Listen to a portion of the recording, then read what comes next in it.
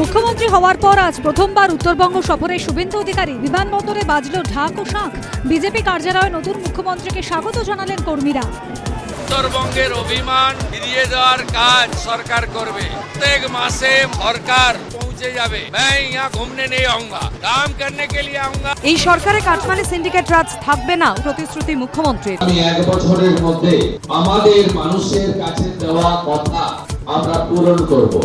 ভোটের এই এক সপ্তাহ আগে আমাকে তৃণমূল বাহিনীকে পুকুরে চুমানোর চেষ্টা করেছিল। থানা কোনো অভিযোগ নেমে উঠেছিল মমতা পুলিশ। জাহাঙ্গীর বাহিনীর বিরুদ্ধে বিস্ফোরক অভিযোগ এলাকার বিএলও। কালীঘাট হরিশ মুখার্জি রোড থেকে ওস্তাদ আমির খান সরণি বেআইনি নির্মাণের অভিযোগে অভিষেকের একাধিক ঠিকানায় পুরসভার 17টি নোটিশ 7 দিনের সময়। 5 দেশে সফরের শেষ পর্যায়ে ইতালির রোমে মোদি মেলোনির সাক্ষাৎ। বেশ কিছু বিষয় আলোচনা। নৈশভোজের পর ঐতিহ্যশালী কলোসিয়াম ঘুরে দেখলেন দুদেশের রাষ্ট্রপ্রধান।